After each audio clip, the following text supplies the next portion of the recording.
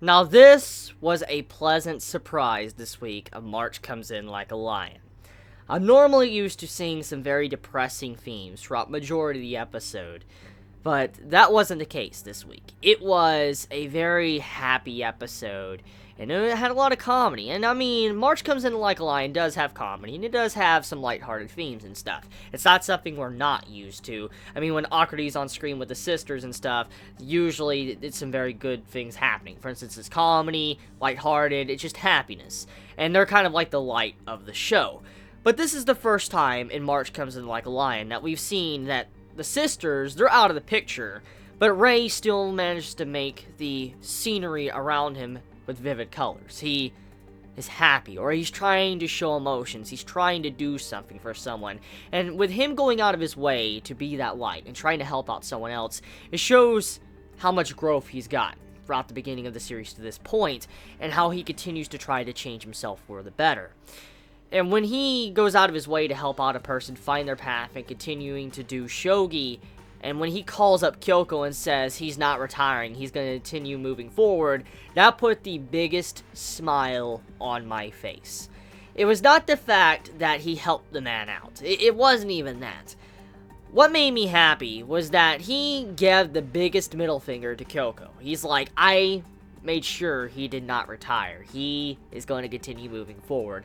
And that made me happy because, as we know, the episode starts off with a very dark start. It's a very dark start, and it's the only dark moment of the episode. I mean, you could say a little moments here and there are a little bit dark, but overall the darkest moment is definitely the beginning of the episode. And that is with Ray remembering Kyoko, what she said to him in last week's episode, that, oh, you're such a nice guy, right? You know, you're gonna forfeit the match, like you're gonna throw it, and you know, you're gonna let him win. You're a nice guy. And as we know, Kyoko was just showing sarcasm. She was being very mean and spiteful because, you know, she had her career ended thanks to Ray. Ray, you know, he destroyed her, and eventually it caused it to where her father says you need to stop playing, and she was not allowed to do it anymore because, I mean, there's just no point, and so she just stopped altogether. She couldn't do it anymore.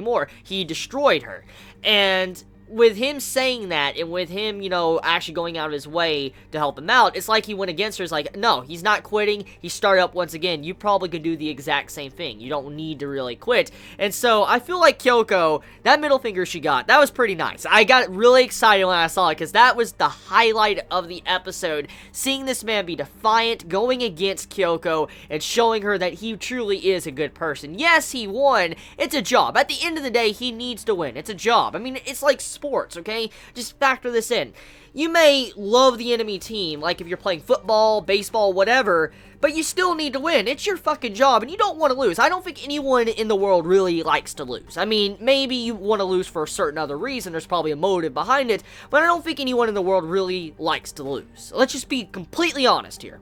And so, when you think about it, it's his job to win. He needs to win. And if he let emotions cloud his judgment and not really go in and actually go for the victory, he couldn't be a professional shogi player. That's just GG right then and there. That's for how any sports are kind of handled. I mean, any professional sport that you cannot have emotions like that to where it'll stop you from really trying to win. For instance, if you get guilty to where you're like, holy shit, I'm sad, you know, they lost, I want to forfeit the match or throw it, then you shouldn't be in professional sports, because you're going to have to do that. You're going to have to trample on people to continue moving forward if you want to do something like this. And so Ray doing shogi and having to win, it makes sense. He needs to win. That's his job. That's what pays the bills for him. That's how he eats. That's how he lives. That's how he's by himself.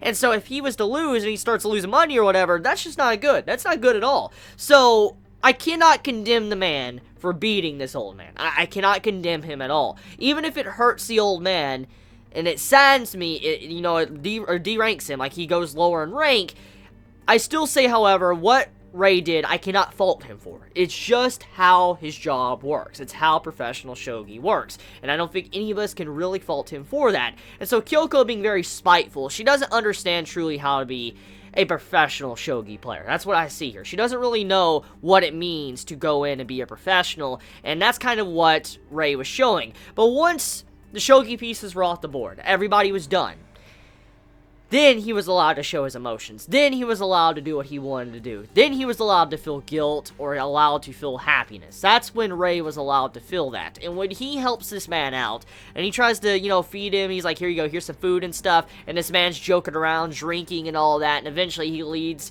to where, like, oh, you know what, I want to continue doing it. When I was fighting you and all that, I came to the moment to where, like, I want to continue to live. I don't want to die. I don't want to die. And that was such a good moment. It's a powerful scene, because it's kind of like the old man was saying, I was already at the end of my life, okay?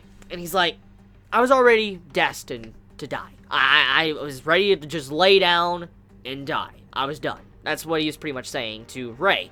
And he's like, when I fought you and I saw you sitting there, you looked like such a very good Grim Reaper. You're someone that truly caught my attention. And when I was fighting you, I was like, this ain't a bad way to go down. I want to go down with grace.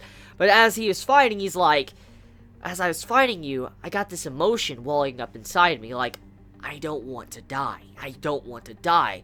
And it's kind of like he was saying he doesn't want to stop playing shogi. And so it was a very powerful scene, and I truly respect that entire thing when it comes to March Comes In Like a Lion. Just seeing how this man was like, I don't want to die, and when he found his new path, his new goal to continue on moving forward and continue to be a shogi player, he may be kicked down into the dirt, but he needs to pick himself back up and continue moving forward, and Ray kind of helped him along that path. And so it was a very good moment of the episode, just seeing these two characters hanging out, and for the most part it was comedy. I mean, especially with how the man was like, oh, the reason why I want to be a shogi player is so I don't have to do housework. I'm like, yo.